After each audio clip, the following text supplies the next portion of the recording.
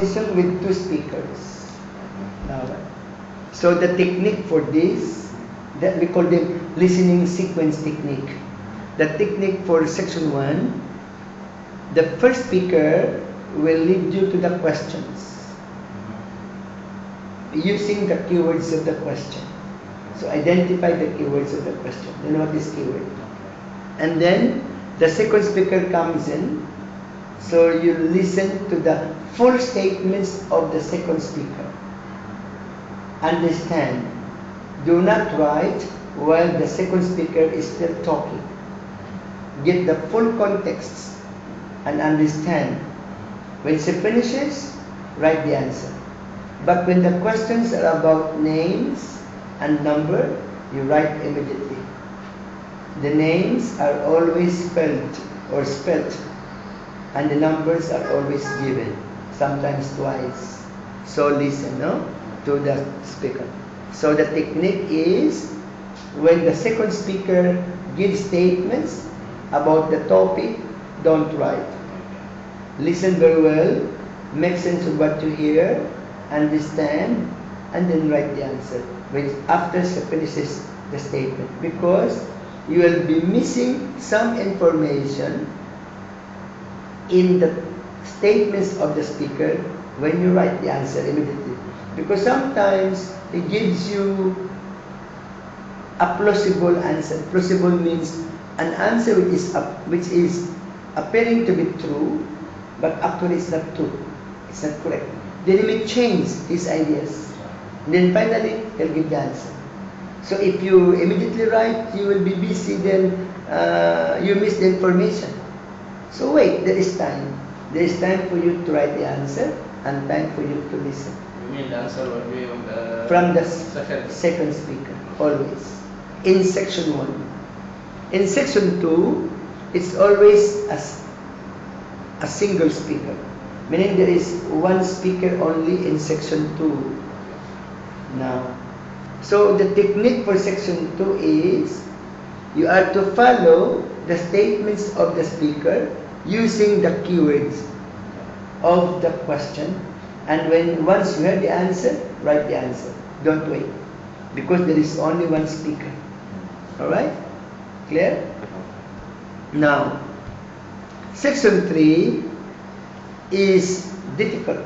It's about main ideas plus supporting information. These are the questions of section 3. They are main ideas and supporting information. It's a long conversation. Sometimes there are 3, 4 speakers. Alright? And the topic is about academic topic or course-related situations. Now, the technique for listening this section, the sequence technique, is like section 1. Because there are sometimes 2, sometimes 3, sometimes 4 speakers, but they come in pairs. They exchange. Understand? Now, the technique for this is this. You listen to the first speaker who leads you to the questions using the keywords of the question. Then, the second speaker comes in. He gives you statements to answer the question. So it's just like in section 1. So section 1 and section 3 have the same sequence technique of listening. The same, alright? That means this one will give you a guide for the question itself? Yes. And the answer will find from the second speaker. Yeah. Sometimes the second speaker repeats the keywords to help you listen, because section 3 is a little bit difficult. Alright? Anyway, you will hear the keyword. So once you hear the keyword of the question, prepare to listen. What's important in the listening is reading the question. In listening, the most important thing is reading the question properly and understand what is asked in the question, and then underline the keyword in the question. Wait for the first speaker to give you the keyword. After that, the second speaker will come in. The second speaker will give you statements to answer the question. So when the second speaker speaks or talks, you listen, and when you hear the answer, write the answer. You get me? Okay. All right. What about the third speaker and the fourth? They come always in pairs. Yes. Pairs. All right. Next, section 4. This is the most difficult because the pace of delivery is very fast. It is a university-like lecture. It is a university-style lecture or talk. It's about the opinion. Some questions are opinions of the speaker. So opinions are difficult questions. Sometimes, particularly these multiple choice questions. But I'll give you technique how to answer. Okay. All right. Now in section 4, there is one speaker only. So you have to follow the technique is in section 4, just like in section 2. You have to follow the statements of the speaker only, using the keywords of the question. When you hear the answer, write the answer. Okay. So section 2 and 4 have the same listening technique, and section 3 and 2 and 1 have the same sequence technique. Alright, now in listening, guys, the most important thing is concentration. You have to concentrate very well. Alright, and to achieve or to develop a very good concentration or to improve your concentration, you have to orientate yourself to the text by asking the questions, who are the speakers? Because in every section, in every set of questions, there are speakers. 1, 2, 3, 4 speakers. So identify the speakers. Who are they? Yeah, through their voices. Are the speakers a man and a woman, or an old man and a boy, or a mother and child, or a friend and another friend, or a boss and a secretary, like that. So you have to identify. Then identify, or by identifying who the speakers are, you will be able to concentrate. Another one is identify where are they, meaning the place. Where are these people? Are they in a restaurant having dinner? Or is one speaker at home telephoning another friend in another home? Or is one speaker in the auditorium giving a lecture to a group of students? Or are they in a shopping center, like that, shopping? So you have to identify the place and transcend yourself to the place, meaning be with them. And the third thing you have to concentrate is, why are they speaking? The topic. The topic. Yes. The topic that, because for every listening set of tests or questions, there is always a topic. Alright? There's always a topic. Alright? So identify the topic so that you can concentrate. Alright?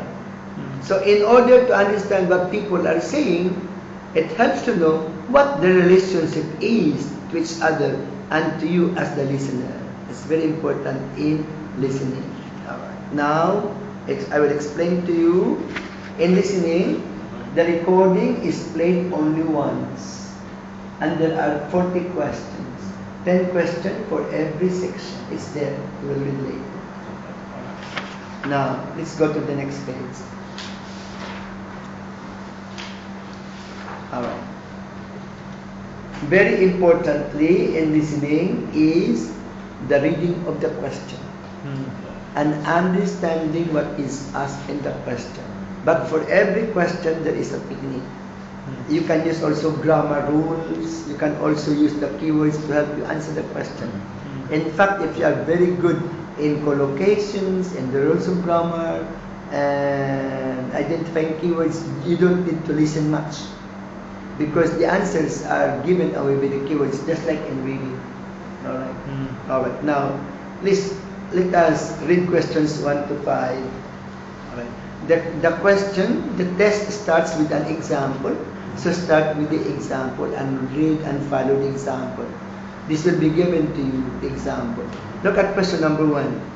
What does her briefcase look like? This keyword is for you to answer.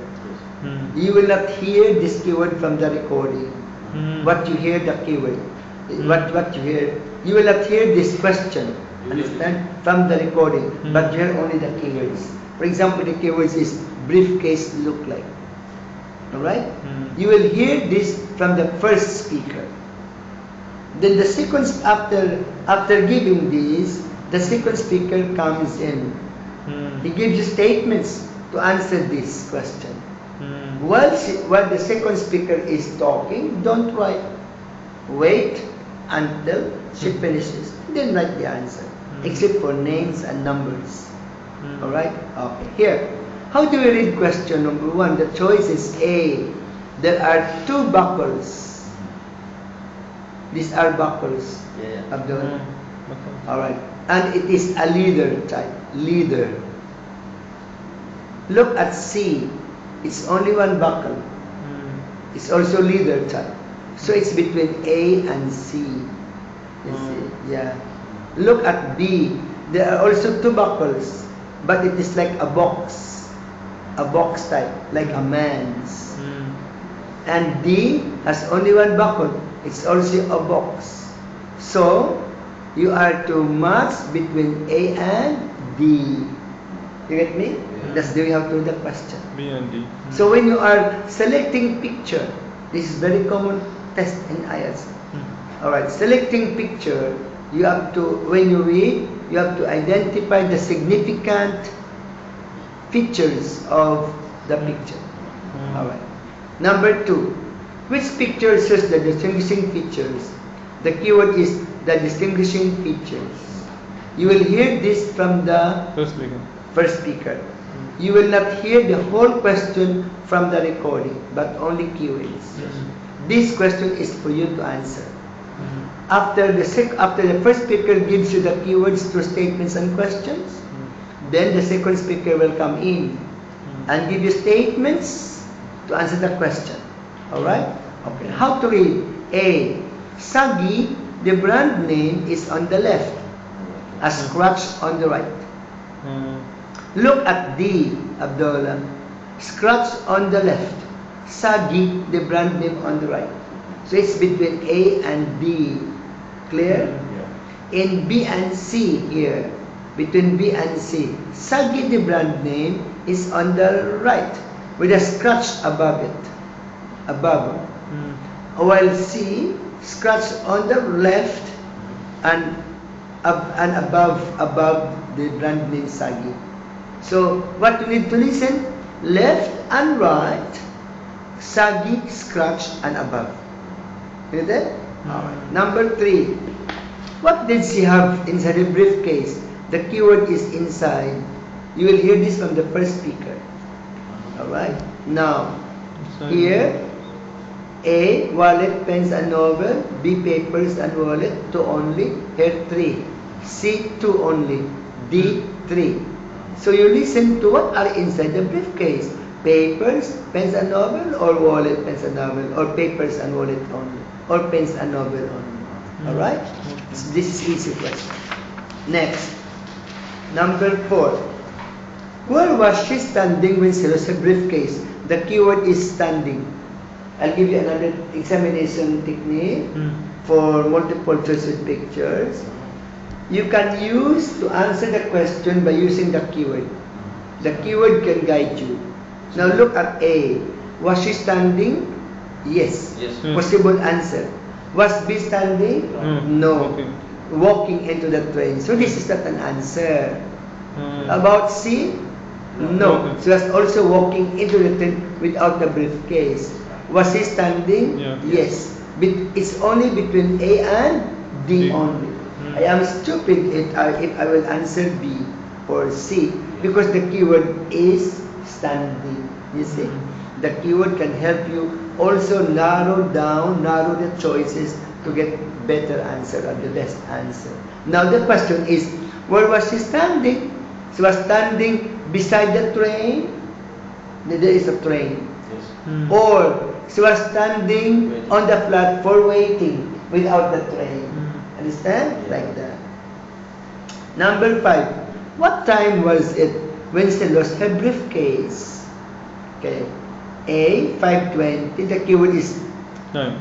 time and lost her briefcase. B 5:25, C 5:30, D 5 before 6. Now remember, this is section 1 and there are two speakers. The first speaker will give you the keyword, the second speaker will come in. Alright? Yeah. So allow the second speaker to finish the statements. Alright? And then answer. Because perhaps will say, yes, I lost my briefcase. It was 5:20. Then you write 5:20, you circle. No. It was 5:25. Yeah.